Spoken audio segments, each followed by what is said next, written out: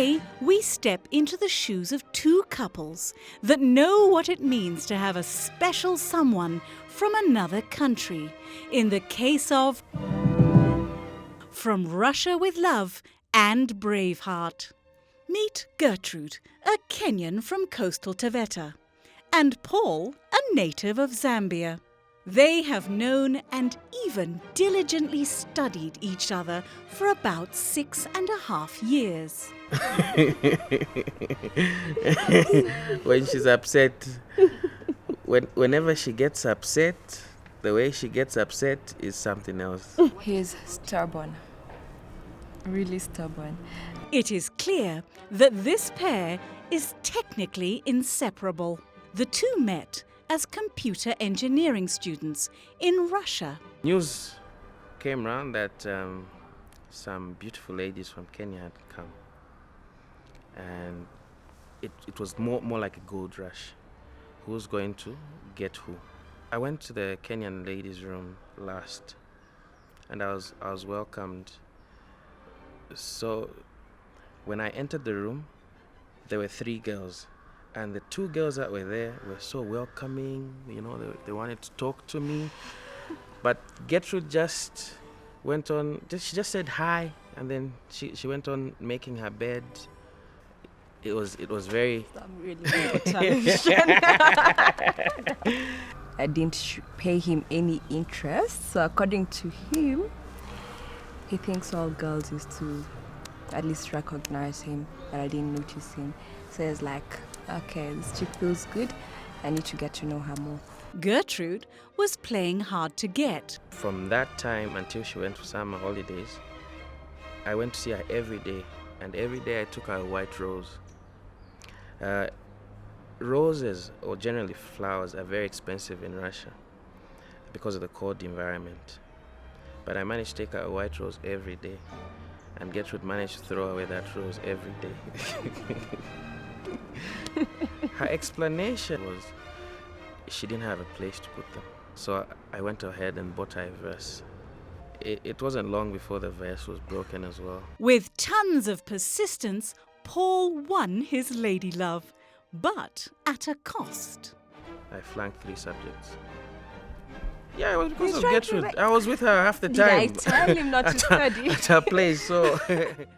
The pair graduated and continued their relationship long distance. But when time came to meet Paul's parents, Gertrude had her fears. My family had accepted him. They were quite excited about him. But from his side, his family was a bit reserved because they'd never met me. And apparently Kenyans have a certain reputation. Say, for instance, the man is married to a Kenyan woman who then encourages him to buy property here in her name.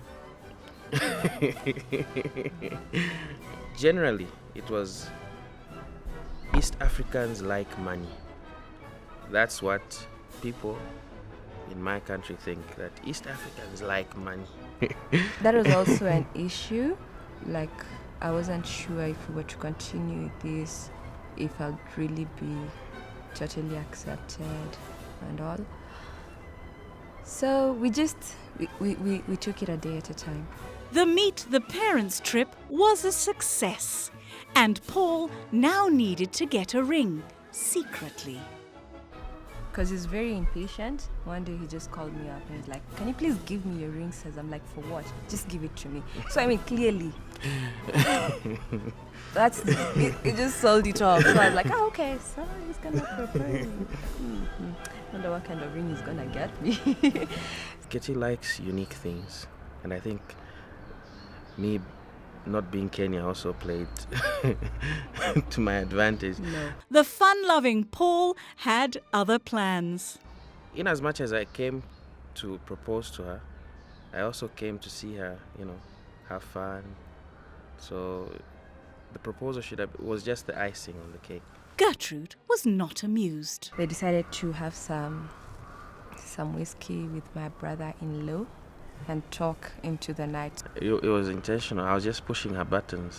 so she would get annoyed.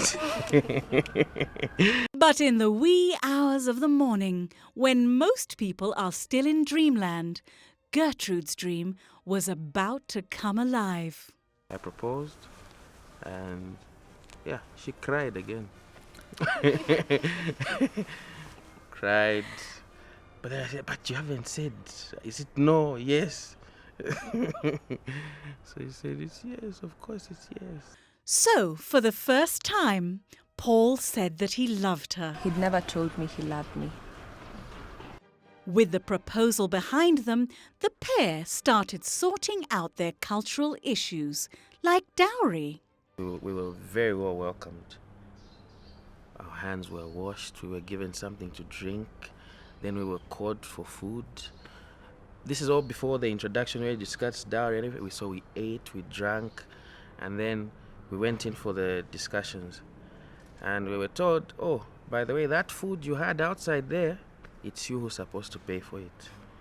So then they give you the first bill. And in Zambia, you discuss everything, and then you come to a compromise, and then you pay later.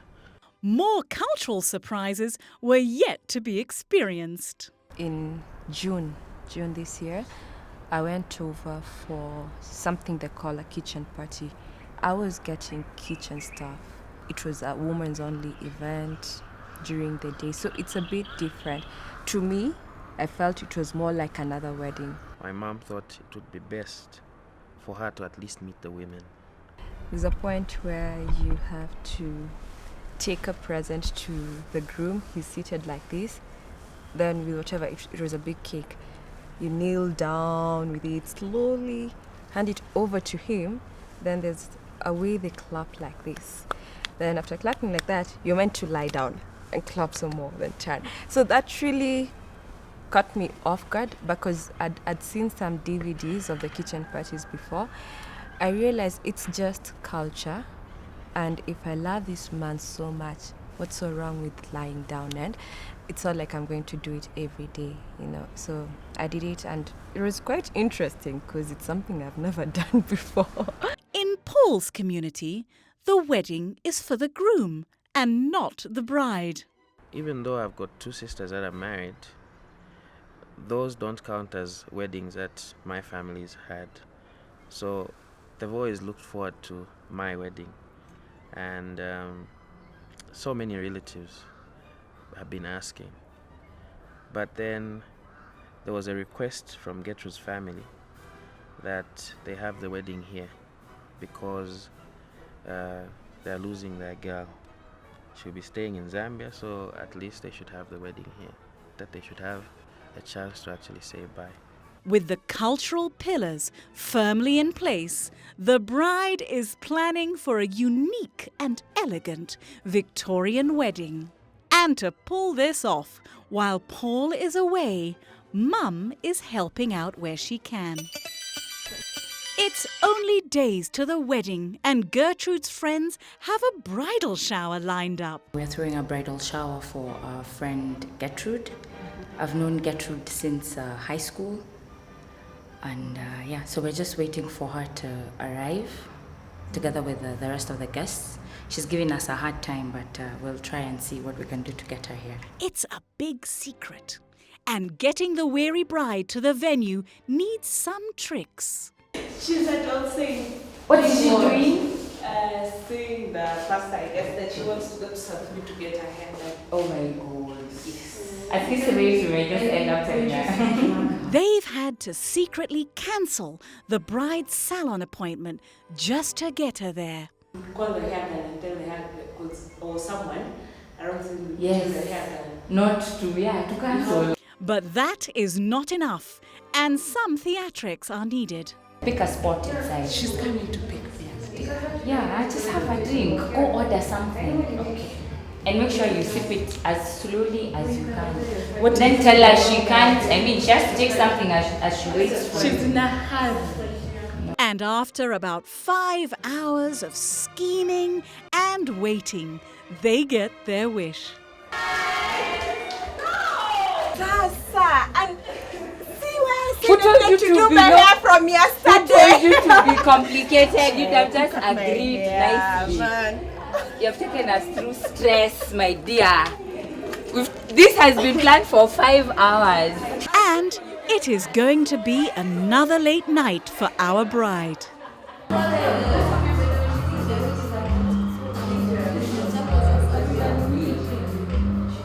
Oh my God.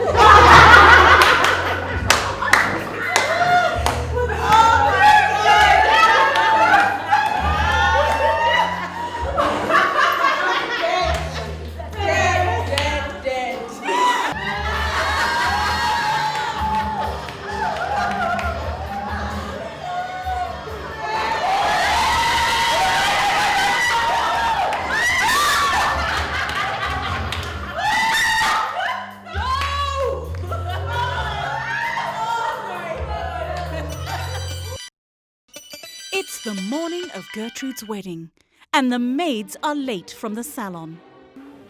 My hair is more complicated than theirs.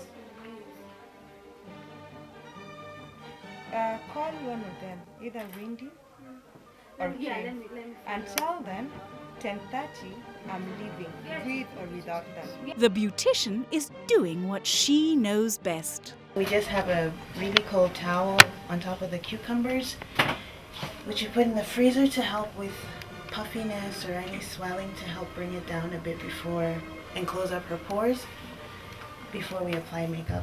And our bride is even more relieved to see her maids and their dresses. But Mum has had her early share of a hectic day. So many friends were around.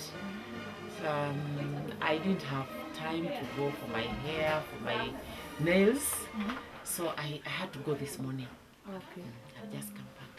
I hope we are going to be on time, because we are intending to leave this place at 10:30. With a full house, just how possible will it be to keep time? Back inside, everyone is busy touching up. And now, it's our Victorian bride's turn to be dressed. The church was meant to have already started. It is now a last-minute dash out of the house, onto the traditional lasso carpet, on the parking lot walkway, and into the waiting car. And off they go.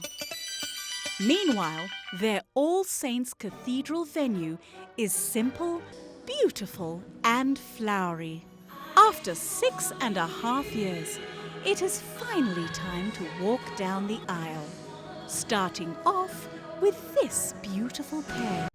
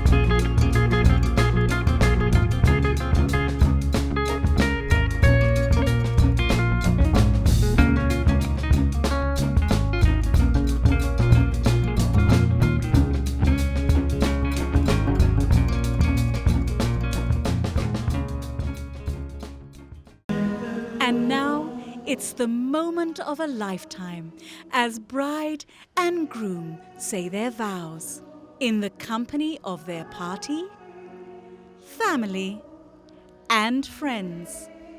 A customary release of doves is used as the symbol of peace for them and for their two communities. It is perfect and even worth dancing about.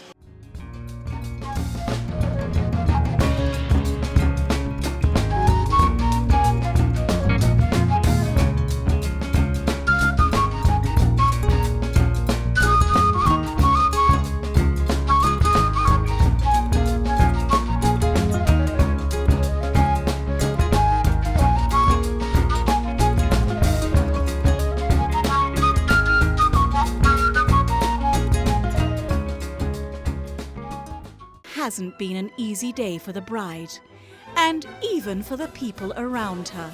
I must say she was my first bride who was very, very demanding.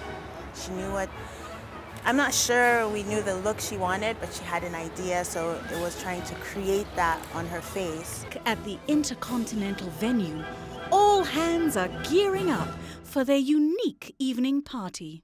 The before pictures, gel crystals, make a magnificent addition to the flower arrangement. The elegant high table draped in blue and white. The glowing chandeliers. The exceptional white and black cake. The bride wanted a very rich fruit cake, plus she has 250 guests, so she wanted to make each cake for her guests. That's why we have done the setup of the small cakes. We call them mini cakes, and this is what she wanted. And the after tell the whole story.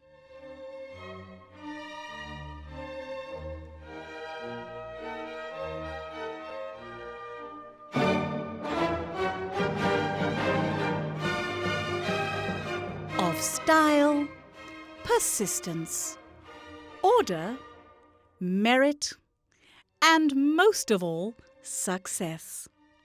It's been a day. I feel like Jack Bauer in seasons coming up, just that my day is not long enough. I don't have 24 hours.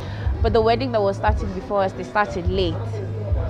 Therefore, when my flower people arrived, they couldn't set up. And so we're busy dismantling flowers for the other wedding, and we're trying to set up the other wedding, and Gertrude is outside and she's wondering why can't I get into the church, because she's ready. But eventually we got her in. We also managed to release the doves, even though we were worried that they would die. As the guests stream in, the newlyweds arrive in their polished red sports car.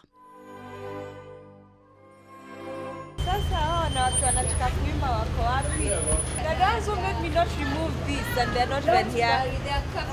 I'm tired. Huh? So why are they here?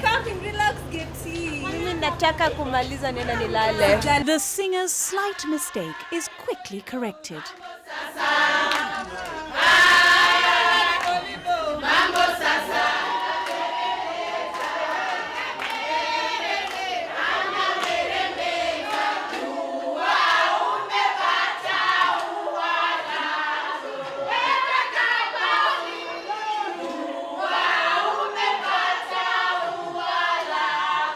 But the couple's cameraman has made an even bigger mistake. They were not even here during the arrival. I wonder how the video will be. And I think you need to give those videographers of ours the part for us guys coming in, because they didn't get it. Get it. Tafadhali. Okay, I'm not fussing. That, however, does not stop the party from going on.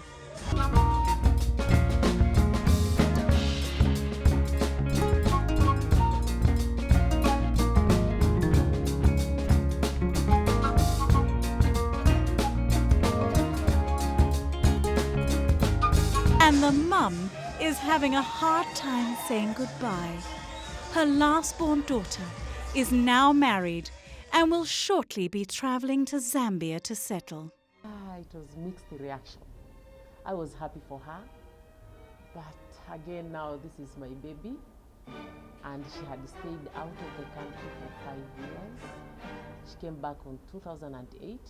Come 2009, she's engaged. Then they're talking of wedding, and it was hard to take it. But for Gertrude, it's hello to a new family and lifestyle. And perhaps some lessons are needed to say a decent hello to her mother-in-law. After a bit of white-coated, tasty, rich fruitcake, the ceremonial parental honor, and the popping of champagne for a toast. A wide selection of treats is on the buffet tables, with the menu including both Zambian and Kenyan delicacies, especially the starches, and the mouth-watering meaty treats in all their different varieties. The guests are well catered for, and they can't wait to dig into their sumptuous meals. And even listen to some soothing, melodious music from their band until dawn.